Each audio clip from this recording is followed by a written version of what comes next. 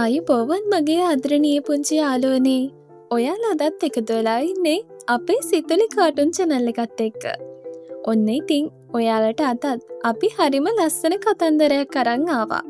බලන්නකෝ අද කතාව හොඳයිද කියලා.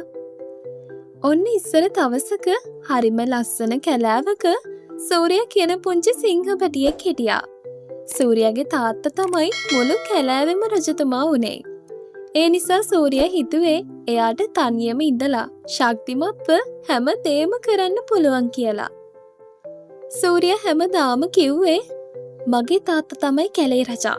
මට නම් ඔය යාළුවෝ ඕනේ නැහැ. මට හැමදේම තනියම කරන්න පුළුවන්. ඒ නිසා සූර්යා අනිත් සත්තු එක්ක සෙල්ලම් කරන්නවත් කතා කරන්නවත් ගියේ නැහැ. එයාගේ හිතේ ලොකු අහංකාරකමක් තිබුණා. අනිත් පුංචි සත්තු, හාවෝ, මුවෝ, කුරුල්ලෝ ඈතට වෙලා සූර්යා දිහා බලාගෙන හිටියා. දවසක් හවස සූර්යාට ලොකු වතුර තිබහක් දැනුණා. එයා හිමින් ගඟ ළඟට ගියා. එතන ගඟේ තියෙන ලොකු ගලක් උඩ ලොකු හිපෝ පැටියෙක් වාඩි වෙලා හිටියා. එයාගේ නම මිලා. මිලා හරිම අමුතු සද්දයක් තමයි පිට කරන්නේ. ඒ සද්දෙට පොළව ටිකක් දෙඳුරුම් දෙනවා. ඒ නිසාම වතුරේ ඉන්න පුංචි මාළු පැටව් බය වෙලා වෙගෙන් පීනන්න ගත්තා. ඒ නිසා සූර්යා කේන්දෙන් මිලාගෙන් මෙහෙම ඇහුවා. අනේ හිපෝ, ඇයි ඔච්චර කැත විදිහට කෑ ගහන්නේ? ඒ සද්දෙට මට වතුර බොන්න හිතෙන්නේ නැහැ. අනික බලන්න මේ මාළුත් බය වෙලා යනවා. මිලා සන්සන්ව සූර්යා දිහා බැලුවා. මිලා හරිම ඉවසිලිවන්ත කෙනෙක්. මම කෑ ගහන්නේ නැහැ සිංහ පැටියෝ. මම මේ සින්දුවක් කියනවා. මිලා සූර්යාට කිව්වා. මේකේ යාළුවන්ගේ සින්දුව සූර්යා. අපේ හිපෝලට වතුර යටින් උනත් මේ සද්දය අහන්න පුළුවන්. ඒකෙන් අපි එකිනෙකාව එකට එකතු කරනවා. අපිට ඕන වෙලාවක එකිනෙකාට උදව් කරන්නත් පුළුවන්. සූර්යා හයියෙන් hina වුණා. හහහා, මට නම් ඔය වගේ බර සින්දු ඕනේ නැහැ. මම තනියම සෙල්ලම් කරනවා. මට නම් ඔය වගේ කිසිම කෙනෙක්ගෙන් කිසිම උදව්වක් ඕනේ නැහැ. මම උදව් ඉල්ලන්නෙත් නැහැ.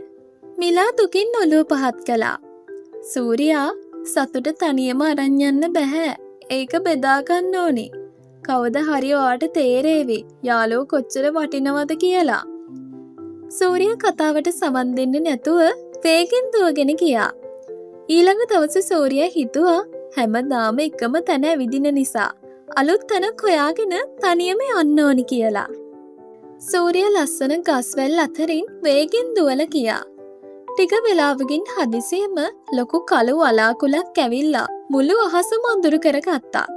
සූර්යාට තේරුණා එයා පාර දන්නේ නැහැ වගේම එයා ආපු පාර එයාට අමතක වෙලා කියලා. සූර්යාට දැන් හුඟක් බය හිතුණා. එයාගේ පුංචි කකුල් වෙවුලන්න ගත්තා. එයා වටපිට බැලුවා. හුරු පුරුදු කිසිම දෙයක් එයාට පේන්න තිබුණේ නැහැ. කැලෑවේ සීතල වගේම නිශ්ශබ්ද බව විතරමයි එයාට දැනුනේ. අනේ, මට තනියම ඉන්න බෑ. මට උදව් ඕනේ. සූර්යා පයෙන් වෙවුලන්න ගත්තා.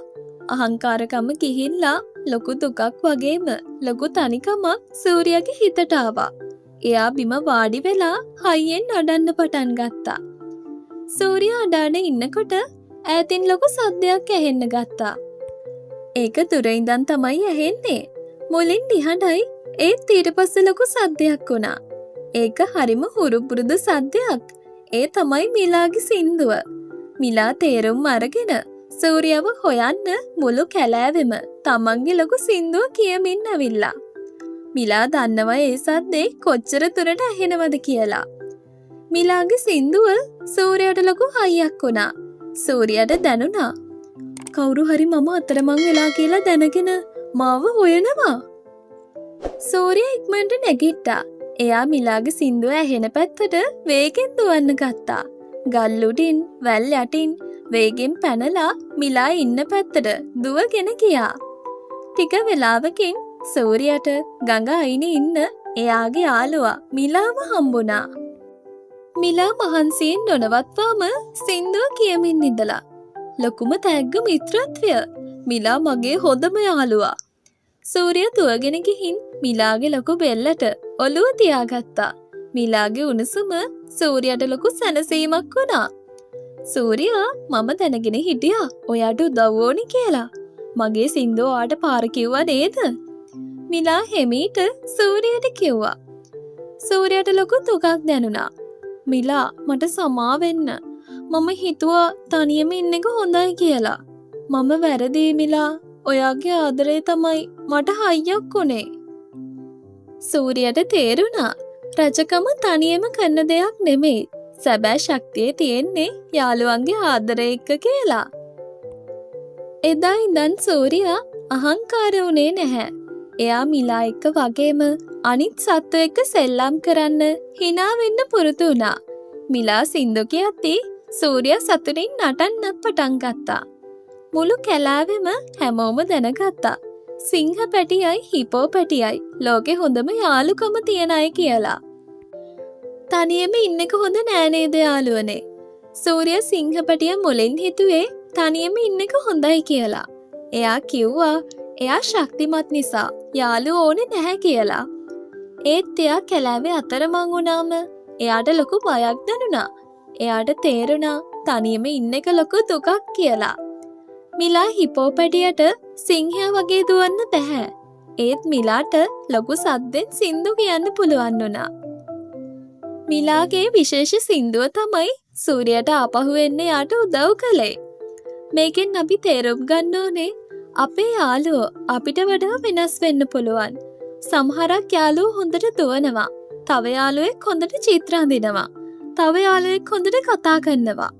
ඒ හැම වෙනස්කමක්ම හරිම වටිනවා. අපි එකට එකතු වුණාම අපිට කරන්න බැරි දෙයක් නෑ නේද? අපිට ආදරය කරන, අපිට උදව් කරන යාළුවෝ තමයි අපේ ලොකුම ශක්තිය වගේම අපේ ලොකුම සතුට. ඉතින් මගේ පුංචි යාළුවනේ සැබෑ ශක්තිය තියෙන්නේ ඔයාගේ හිත හොඳ යාළුවන්ගේ ආදරය ළඟ නේද? ඔන්න එහෙනම් සිතුලි කාටුන් අපි අදට සමුගන්නවා. යන්න කලින් අපේ සිතුලි කාටුන් channel එකත් subscribe කරන්න යන්න. ඔයාලට ඉස්සරහට උනේ මොන වගේ කතන්දරයක්ද කියලා අපිට කමෙන්ට් එකකින් කියන්නත් අමතක කරන්න එපා. ඉස්සරහට තවත් ලස්සන කතන්දරයක් අරන් අපි ඉක්මනින්ම ඔයාලව හම්බෙන්න එනවා. එතකන් ඔයාලා හැමෝටම සුබ දවසක්.